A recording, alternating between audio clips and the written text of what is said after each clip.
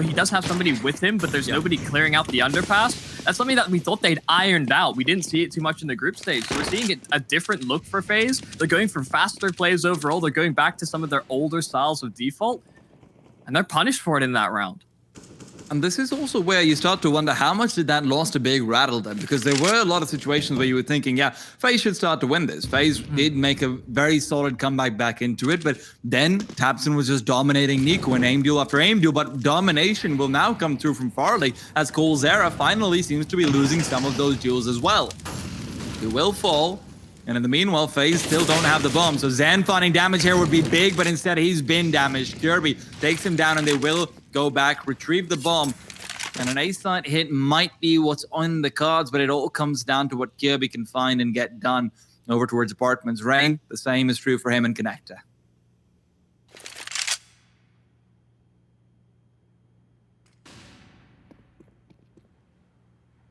Silence on the map. Just the one flash thrown to the B apartments. That's thrown a bit more of a head spinner in for godsent.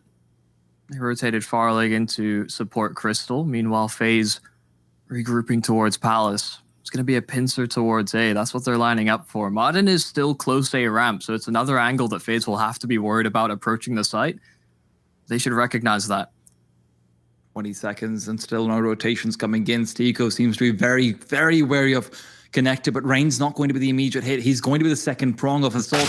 Rain might even get the timing, but Stiko turns around in time. 10 seconds, and now it's all about Modern. The Molotov is there to keep him blocked out. The bomb will be planted because of it. But Modern is still around the corner, and in broke his head, going for more as he peeks out, but he's just providing a distraction for the rest of the CTs to come in from behind. Kirby and NiKo trying to fight back, but already Kirby is down and NiKo's left alone. He's the man you want to have, but does he have what it takes? NiKo starts off well, gets the first, but he's revealed his position, and now they're in hot pursuit. But the heat is on, and NiKo is the man to bring the fire. Looking for the kill, but can't get it. They're pre-firing, and the Deagle will come out on top. FaZe Clan, they may be delayed a bit too much. Maybe you can call it timing for Stiko to turn around then as well. But at the end of the day, when there's 20 seconds left on the clock, there's just so many things that can go wrong. Yeah, and that's the critical kill. There's nobody that can trade Rain out, so that duel towards Connector makes things so much easier for players like Madden to stay alive for so much longer. There's Stiko's angle they need to be concerned of. They Molotov'd out Madden's position, so I'm surprised they weren't more aware that that was a possibility. Brokey came out with a pistol. Shout out to AZS. I think he's the one who's doing these. Obviously, it's AZS doing these, man. Like, I might be wrong about that, but I'm sure we'll have someone tell us in our ear if I am. That being said, though, timeout coming in from FaZe Clan. godsent, on the other hand, have not gone for the double op setup. I really appreciate that, honestly. Sorry, slip of tongue. They have gone for the double op setup, and the reason why I really like this is because godsent's double ops are very specific in the sense that they pull them out when the secondary player just feels like it. This is something we've talked to the godsent players about. This is very, very often more of a feel-based call rather than an overall structural decision, and that means in the hands of someone like Modern or Zen, you can have an amazing highlight round because you know they're feeling confident, and that's what we're really hoping for at this stage. Zen's playing from short with that secondary op, but Crystal's actually going to be the one to take first contact. Kirby going in, he's been tagged up and slowed down. The Mac-10, however, still in hot pursuit, going forward. He's got full control, but Rain's the one to find the first. Yeah, they give them the site. They don't play within it. And so it's an easy scaling here for FaZe. The fact that they find a kill as well. Oh, Crystal, if you'd fired off a shot, you may have found some healthy results. And oh dear, the utility, the flash. Okay, that's, yeah, they're already sort of backing off. But if Crystal had found one, they may have doubled back, thought about it once more. Kirby, long distance to Mac-10. Shake your way to a frag, my friend. It's really difficult. 13 HP. That distance with the Mac, it would have been a couple more bullets. But Crystal, although he's received quite a lot of damage, quite a few bullets in the back of his torso, he should be able to get away with this one. It's still a one round for FaZe. I somewhat regret bending the narrative of Zen's confidence now, considering he's just playing from the back of Market, playing from the door over there. He really needed to find that kill, but I don't know if we can get a replay of Rain or not, but that was a fantastic shot to be coming through. He just jumped out onto the van, got a shot straight down into the skull of Zen, and with that, the round was lost. Zen, his entire purpose in that position is to stop them from crossing over the bench. That's the only way they actually have some sort of an ability to retake in that space. But FaZe still up 5, but godsent obviously with 4 players kept alive and 2 ops, they're perfectly fine economically.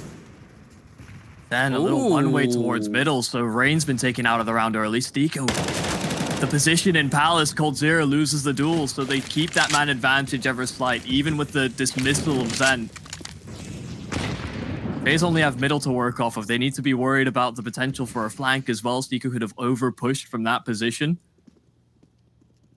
There's still so much time on the clock, so many options available primarily for the CT side to work off of. Nico, ooh, duel presented, but he doesn't clear out Madden, so it's just Kjaerbye with an AWP in hand.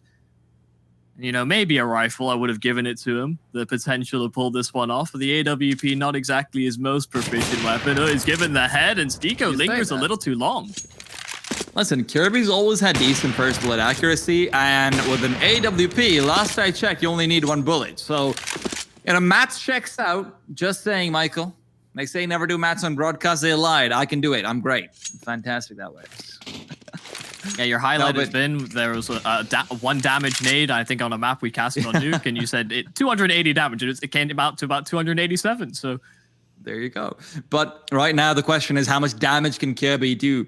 287 isn't quite the number he needs, but Kjaerbye is brought down before he can look for the 279. Third round on the board for godsent. Nicely done off the back of initial pick coming out from Zen. But what's really interesting over here is that you can see FaZe has actually reverted back to how they were playing ESL Pro League in their defaults. Because that was when Nico was very heavily relying on getting himself in towards short ladder. Ever since then, they actually changed their default significantly to have a slower mid take, but then go in and focus on connector instead. So I really have a feeling that the big game really messed with their confidence. But look at this again. Oh, he's already there. Are they expecting this? Nico will be able to find the first, but Fardig is right around the corner. So the trade should be possible, and he's pulled out the Deagle, peeks into him, but Nico says no before being denied. Stiko to take him down. 2 players still on this B-bomb side. Now it's just 1, but Zun is almost enough. Stiko left alone, and he will have to save. There's still enough money on the CT side to buy, but what a round from Nico. And that's kind of best case scenario. Madden is sitting in the smoke. He's lining up nades towards top mid, and so he misses the timing. Doesn't expect that that will be the play that Nico goes for. Of course, we understand that that's something that they would have implemented before, but maybe reverting back to that older style, godsent just don't anticipate it. Typically Rain's with Nico. If they're working the map a little slower, you know, you'll typically see Rain take the closer ranged angle, go towards bottom connector, flash it, be a bit more methodical in their approach. But the fast B pincer, and it's all catalyzed by Nico. Exactly what fantastic stuff. Yep. And the other thing to also keep in mind as we look at the other game again, where Sprout is right about to kick some ninjas out of a server, it seems like.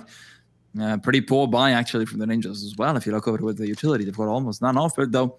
120 in, I'm sure they've used some of it as well. And if you want to check that out, you can go over to twitch.tv/DreamhacksCS2. But that would be a bad decision, because you want to see what happens between FaZe and godsent, don't you?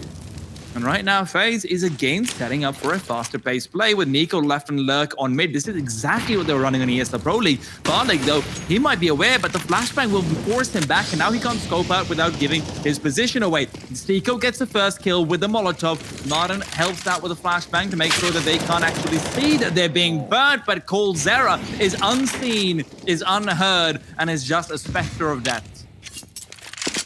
There was a part of me really wondering how Farlig was staying alive for so long. He was in an awkward position atop the ladder. There's a Molotov at his feet. He's running all around the site.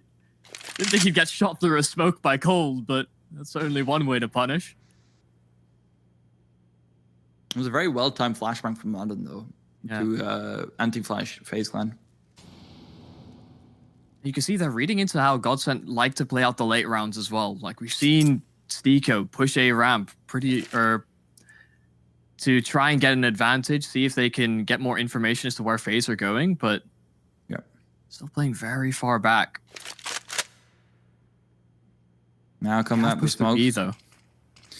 Yeah, and the smokes are coming out. Rotation need to be here soon enough. Steeko's found the first, not a weapon he is famous for, but he will